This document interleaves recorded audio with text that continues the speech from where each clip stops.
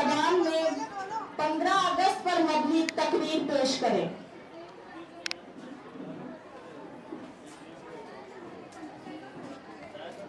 अस्सलामुअलैकुम वरहमतुल्लाहि वबरकातुहू। मेरा नाम शेख उज़्मा परवीन हैदर अली है। मैं 10वीं जमात की तालिबे इल्म हूँ।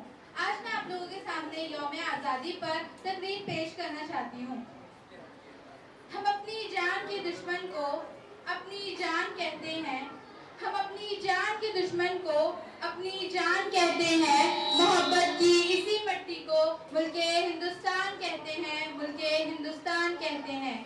जब अपना काफिला इस अज़्मो यकीन से निकलेगा, जब अपना काफिला इस अज़्मो यकीन से निकलेगा, जहाँ से चाहेंगे रास्ता वहीं से निकलेगा। वतन की रेत मुझे एड़ियाँ रगड़ने दे, वतन की रेत मुझे एड़ियाँ रगड़ने दे। मुझे यकीन है कि चश्मा यहीं से निकलेगा, कि चश्मा यहीं से निकलेगा।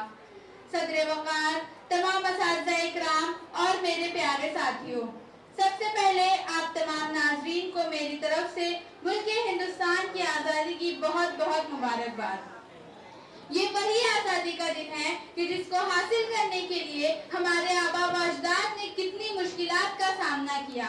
ये वही आज़ादी का दिन है कि जिसको हासिल करने के लिए महात्मा गांधी ने खुद को भूख से दो चार कर दिया था।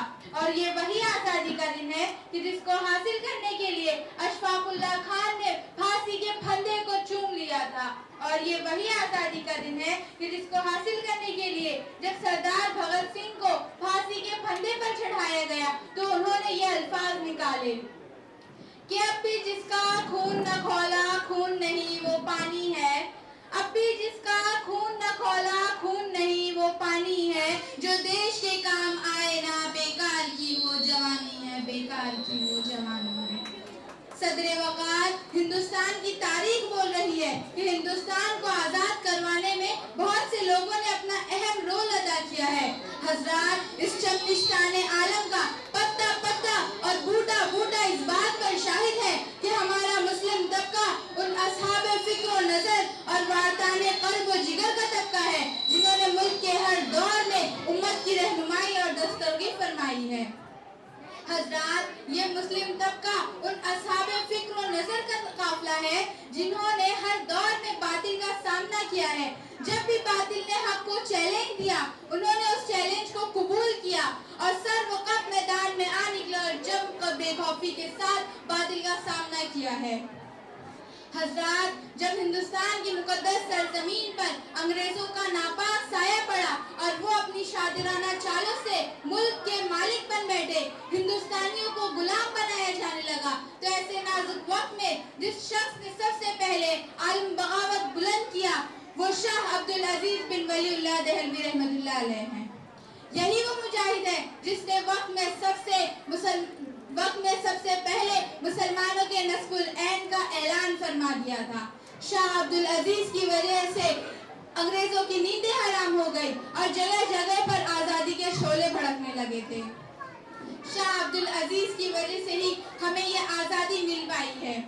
अगर हिंदुस्तान की आज़ादी में उलमाए किराम हिस्सा न लेते तो यह आज़ादी हमें कभी भी हासिल नहीं होती।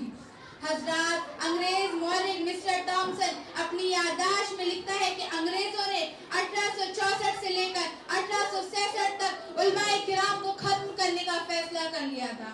ये तीन साल हिंदुस्तान की तारीख के बड़े अलमनाक साल रहे हैं। इन 3 सालों में अंग्रेजों ने 14,000 उलमाए किराम को शहीद किया था। टॉमसन कहता है कि दिल्ली की चांदनी चौक से खैबर तक कोई ऐसा दरख्त न था जिस पर उल्मा की गर्दन न लटकी हो। टॉमसन कहता है कि उल्मा के जिस्मों को तांबे से तागा गया था। और टॉमसन कहता है कि उल्मा को खिंजीरों की खालों में बंद करके उन्हें जलती हुई अंगारों में डाल दिया गया था।